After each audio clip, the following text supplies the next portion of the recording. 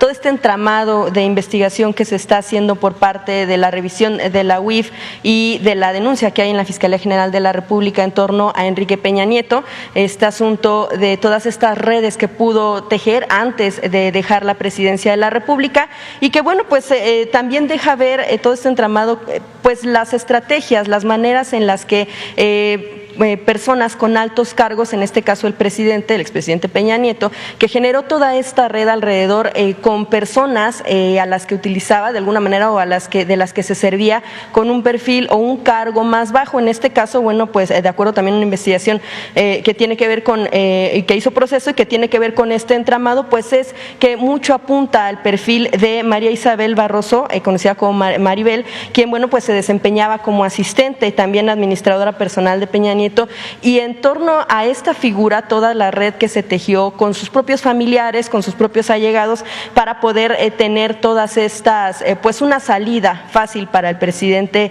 Peña Nieto y tener de alguna manera pues recursos para poder vivir tranquilamente después de dejar la presidencia. Sin embargo, se hizo mediante, como ya sabemos y como ya lo explicaba también Pablo Gómez, mediante situaciones irregulares, mediante estas, pues más que prestanombres, pues toda la red que se cumplió. El esposo, hijo, hermanos también incluidos en contratos millonarios o dentro incluso de la propia nómina o de los puestos clave que se tenían cercanos a la presidencia de la República.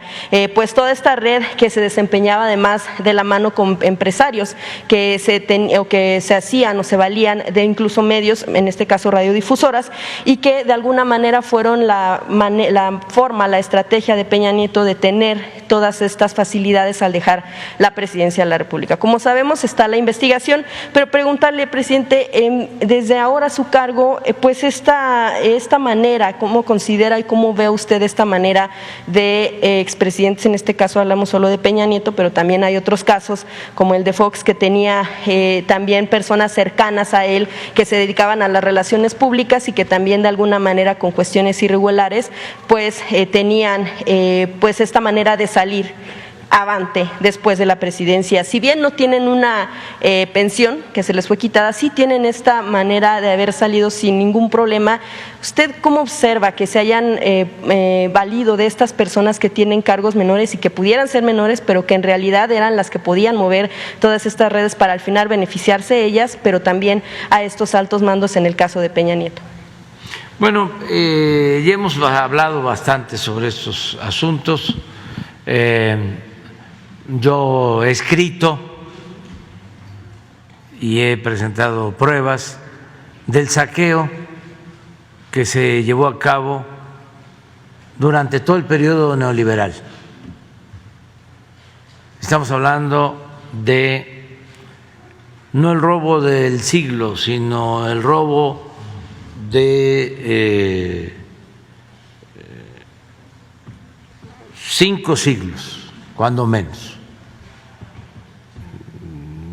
Desde la independencia, no, desde la llegada de los invasores, aunque ya hemos hablado que empezaron a robar desde que se repartieron el tesoro de Moctezuma, los soldados de Cortés. Se quejaba Bernal Díaz del Castillo, que participó en la invasión, de que cada vez era menos el dinero, y cuando lo repartieron, cuando lo repartió Cortés, ya era muy poco. Eso está escrito en la historia verdadera de la Nueva España. O sea, ahí empezó el saqueo. Estamos hablando de el México colonial. Luego no cambió mucho con el México independiente, siguió imperando la corrupción. Hemos hablado bastante de eso. Y en especial, en 5 siglos, 500 años, nunca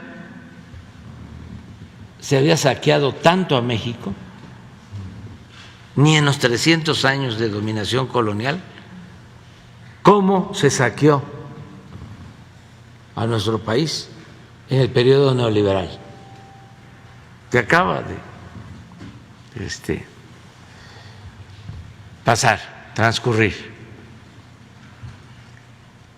Y eso es lo que estamos ahora enfrentando. En ese periodo de mayor saqueo, la mayoría de los medios de información guardaron silencio, cómplice.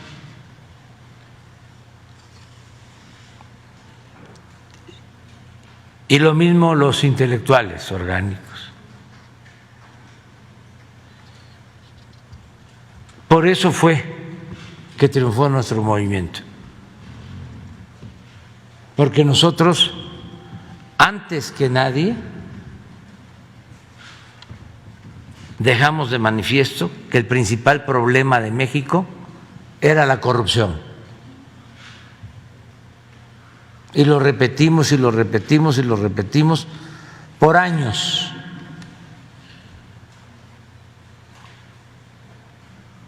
Cuando era un tema vedado, prohibido,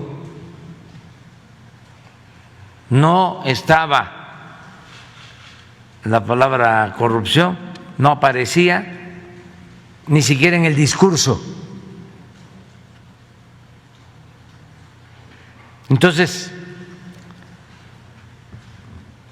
sostuvimos siempre que la corrupción era la causa principal de la desigualdad económica y social en nuestro país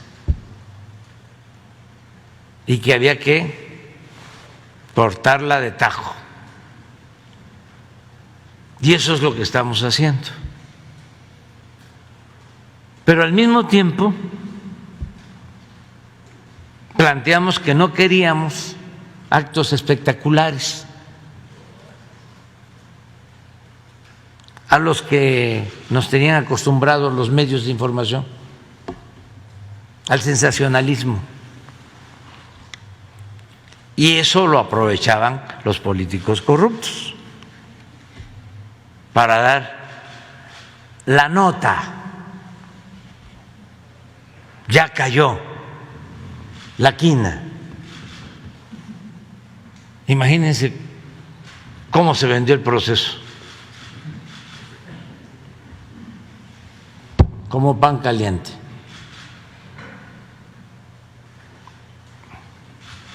Y sí, agarraron a 2 o 3 y así lo han hecho siempre, o así lo hacían, y todo era simulación para aparentar de que se combatía la corrupción. Entonces, muy consciente de esto, desde que tomé posesión en el Congreso, definí mi postura. Dije que no era mi fuerte la venganza y que íbamos a iniciar una etapa nueva, sin corrupción, y que solo si el pueblo lo pedía se iba a investigar a los expresidentes. Así está en mi discurso de toma de posesión, porque tampoco íbamos nosotros a proteger a nadie. pero que yo era partidario de iniciar una etapa nueva en la vida pública de México. Sin embargo, si la gente pedía que se enjuiciara a los presidentes, ¿cómo íbamos a promover el derecho a la democracia participativa, a las consultas? Le íbamos a preguntar al pueblo. Y lo hicimos. Envié la solicitud al Congreso. ¿Y saben qué pasó? Los medios no difundieron la consulta. Nadie habló de eso. ¿Para qué no se cumpliera con el número de votos o de participantes y no fuese una consulta vinculatoria, es decir, que llevara a una investigación? Entonces, votaron porque se investigara a los expresidentes, pero no se llegó al número que exige la ley. Pero yo cumplí con mi responsabilidad. Y si... Luego de eso aparecen otras denuncias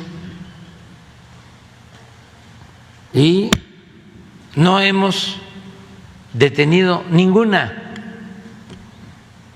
Todas las hemos enviado a la Fiscalía.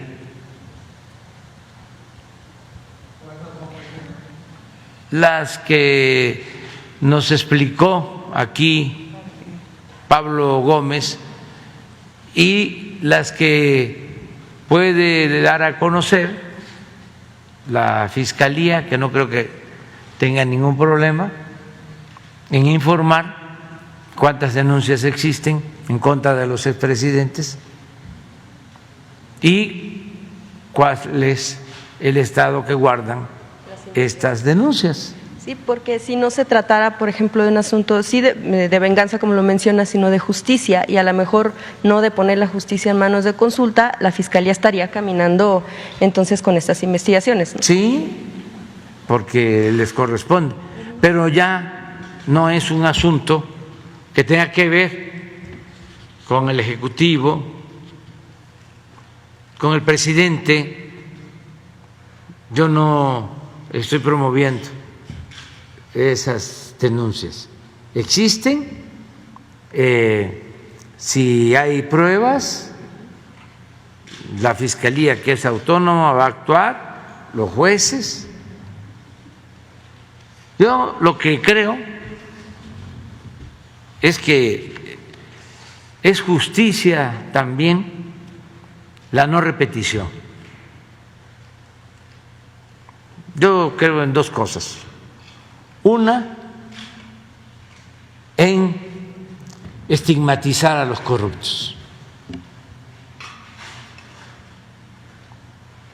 porque el peor de los males era que robaban y ni siquiera perdían su prestigio.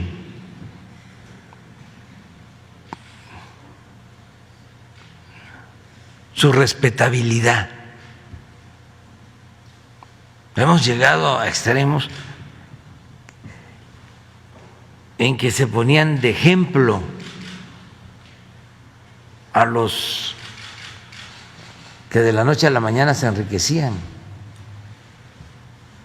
No en todos los casos, pero se llegaba a decir: estudia, hijo, para que cuando seas grande seas como don fulano, un reverendo ladrón,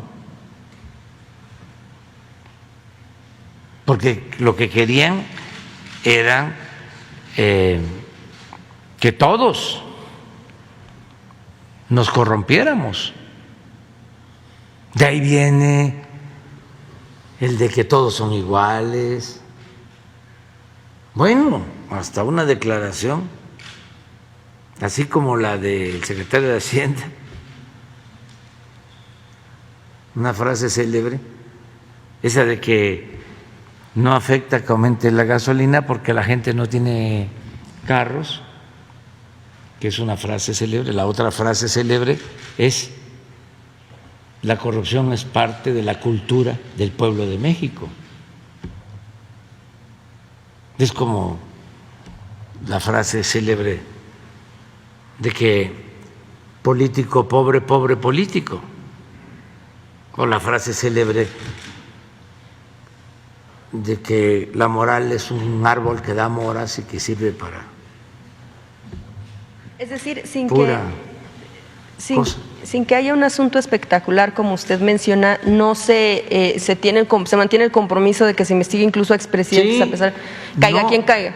No podemos ser cómplices nosotros. Eso es lo que quisieran nuestros adversarios, el tener elementos para decir son iguales. No, no somos iguales. Nosotros no establecemos relaciones de complicidad con nadie. Yo estoy aquí por decisión del pueblo de México. A mí no me ayudaron los medios de comunicación, no me ayudaron los potentados. Al contrario, yo padecí de los potentados, no de todos, pero sí de los más representativos. Bueno, en el 2006 que nos robaron la presidencia, todas las cámaras, Coparmex, Consejo Coordinador Empresarial, todos los directivos, abiertamente en contra. Los medios, era ahí un peligro para México. Los intelectuales, ¿quiénes? ¿Escribió algo favorable Krause? Al contrario, me llamó el Mesías tropical. Y así todos. Y usted ha hablado incluso de que El proceso mismo, en el 2006, no se me va a olvidar, porque yo no odio, pero no olvido. Estábamos en vísperas de la elección del 2006 y una portada, por ahí debe de estar: el Estado soy yo. Y luego que nos hacen el fraude, otra portada, así al estilo, ¿no?, de sus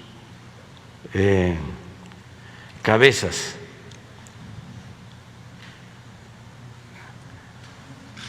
Como cabecean, así se le llama en el periodismo. Algo así como la incertidumbre. Una foto en donde está lloviendo y estoy solo.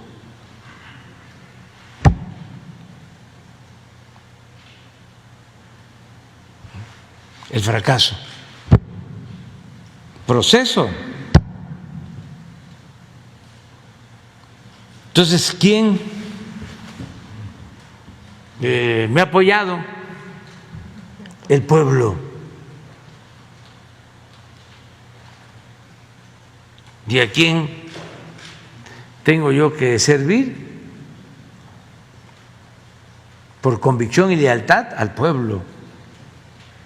Presidente, usted en varias ocasiones también ha comentado justo... Mire.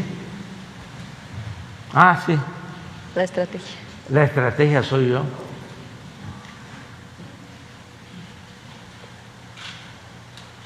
Ante el bajón. Pues, fíjense, si no iba a haber bajón, ¿cuándo fue esta revista?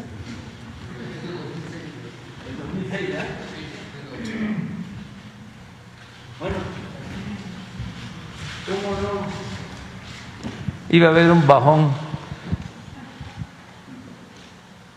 si estaba la lanzada en contra mía a todo lo que daba.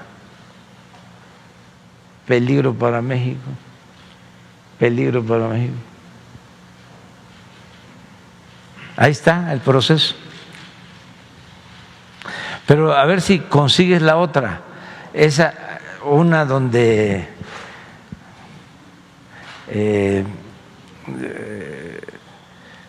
después de que protestamos y que imponen a Calderón, eso fue como septiembre, octubre del 2006, otra, y así varias. Pero déjalo así, ya con eso. Pero búscalo. Entonces, no hay nada de apoyo en proceso y ya sabemos, ¿no?, de que el periodismo que ustedes hacen es un periodismo distante completamente al poder, esté quien esté en el poder, ¿sí? Ustedes no se comprometen con nadie. Hablábamos del entramado que tiene que ver con este caso y mucho tuvo que ver quién fue esposa de Peña Nieto, Angélica Rivera, que como sabemos fue un matrimonio que duró casi lo que duró el sexenio y bueno, usted en varias ocasiones ha mencionado que muchos de estos candidatos que llegaron a la presidencia, o bueno, al menos en el caso de Peña, pues se manejaban como temas de mercadotecnia, como temas de cómo irlos armando para poder ganar la presidencia. Preguntarle si en algún momento usted también alguna vez hizo una reflexión en torno a este matrimonio que sirvió para crear esta red pues de irregularidades y que duró pues lo que duró un sexenio. Siempre he sido respetuoso de la vida personal de mis adversarios, siempre. No me meto con sus esposas ni con sus hijos. Pueden ser los más acérrimos adversarios y respeto su vida familiar. Nunca he hecho una crítica a la que fue esposa del presidente Peña, como no lo he hecho de la que fue esposa o es esposa del presidente Calderón, ni del presidente Fox, ni a los hijos, ni nada de eso. Pero en y a las tampoco a los dueños de los medios de información que más nos atacan. No es mi estilo eso. Solo en referencia a las operaciones que han salido y a las irregularidades que se han dado a partir de estas relaciones. Pero eso corresponde como a todos los ciudadanos, o sea, no debe de haber impunidad para nadie, ni para mis hijos, ni para mis amigos, ni para nadie. Cero corrupción, cero impunidad. Estamos en una etapa nueva, completamente, pero pues corresponde a las autoridades atenderlo, resolverlo.